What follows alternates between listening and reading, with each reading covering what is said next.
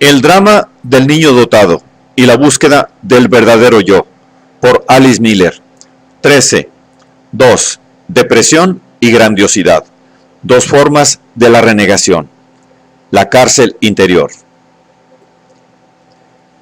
Es probable que, por experiencia propia, cualquier persona conozca el estado depresivo que también puede manifestarse u ocultarse en un malestar psicosomático. Si se presta atención, no es difícil observar que la depresión surge casi con regularidad y frena la vitalidad espontánea cuando se ha reprimido algún impulso propio o un sentimiento intenso y no deseado. Así, por ejemplo, cuando un adulto no puede vivir el duelo por la pérdida de un ser querido, sino que intenta olvidar su aflicción distrayéndose, o cuando por miedo a perder una amistad suprime ante sí la indignación que le produce el comportamiento del amigo idealizado, tendrá que contar probablemente con un estado depresivo, a no ser que la defensa de la grandiosidad estuviera permanentemente a su disposición. Pues la situación actual le recuerda la dependencia anterior, que él mantiene reprimida. Cuando empiece a prestar atención a este contexto, podrá sacar provecho de su depresión. Esta le permitirá enterarse de una serie de provechosas verdades sobre sí mismo. Un niño aún no tiene esta posibilidad. El mecanismo de la autonegación no se deja entrever todavía en él. Por otro lado, el niño, a diferencia del adulto, estará realmente amenazado por la intensidad de sus sentimientos si no cuenta con un entorno de apoyo o empático. Pero también el adulto podrá temer sus sentimientos como un niño, mientras no sea consciente de las causas de este miedo. Esta fortísima intensidad de los sentimientos solo vuelve a encontrarse en la pubertad. Sin embargo, el recuerdo de los sufrimientos de la pubertad, el no poder comprender ni clasificar los propios impulsos, permanece mejor grabado en nuestra memoria que los primeros traumas que a menudo se ocultan tras la imagen de una infancia idílica o tras una amnesia infantil casi total. Esto podría explicar por qué la gente adulta recuerda menos a menudo con nostalgia la época de su pubertad que la de su infancia. En la mezcla de nostalgia, expectativa y miedo a la desilusión, que en mucha gente acompaña a ciertas festividades conocidas desde la niñez, se refleja probablemente la búsqueda de la intensidad afectiva de la propia infancia. Pero justo por ser los sentimientos del niño tan intensos, su represión no puede quedar sin consecuencias relevantes. Cuanto más fuerte sea el recluso, más gruesos habrán de ser los muros de la prisión que dificulten o incluso impidan su posterior desarrollo emocional. Si hemos llegado a experimentar varias veces que la irrupción de sentimientos intensos de la primera infancia, impregnados por el atributo específico del no comprender, puede hacer desaparecer un estado depresivo prolongado, nuestro trato con los sentimientos no deseados, sobre todo el dolor, irá modificándose a medida que pase el tiempo. Descubriremos que no tenemos por qué seguir forzosamente el esquema inicial: desilusión, represión del dolor, depresión, pues en adelante tendremos otra posibilidad de tratar con las frustraciones, vale decir, la vivencia del dolor. Solo así se nos abrirá el acceso emocional a nuestras vivencias tempranas, es decir, a las zonas hasta entonces ocultas de nuestro yo y de nuestro destino. Un paciente que se halla en la fase final de su terapia formuló esta situación en los siguientes términos: no eran los sentimientos bellos y agradables los que me transmitían nuevos conocimientos, sino aquellos contra los que yo más me había defendido, sentimientos en los que me veía como un ser mezquino, pequeño, malo, impotente, avergonzado, pretencioso, rencoroso o confuso, y, sobre todo, triste y solitario. Pero precisamente después de estas vivencias, tan largo tiempo evitadas, tuve la certeza de haber comprendido algo de mi vida partiendo desde dentro, algo que no hubiera podido encontrar en libro alguno. Este paciente estaba describiendo en realidad el proceso del conocimiento emocional. Las interpretaciones de terapeutas que no han descubierto nunca la verdadera historia de su infancia pueden perturbar este proceso, o también alterarlo, frenarlo, dilatarlo e incluso impedirlo.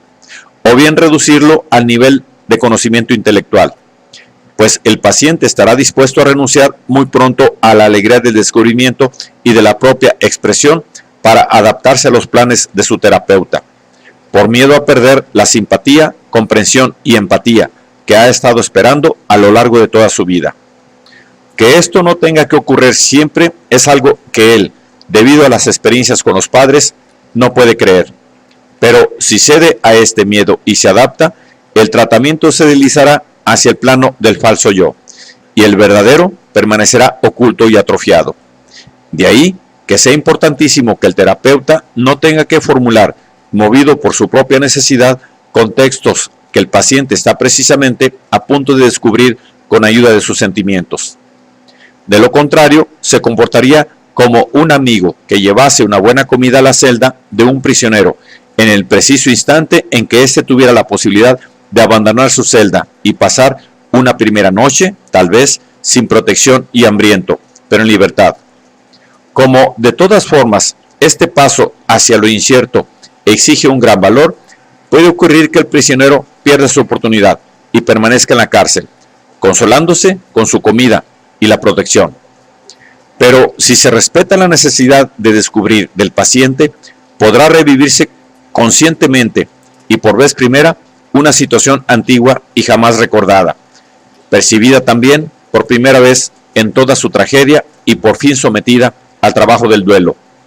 Es propio de la dialéctica del trabajo del duelo el que esas vivencias estimulen, por un lado, el encontrarse a sí mismo y por el otro, lo tengan como condición previa.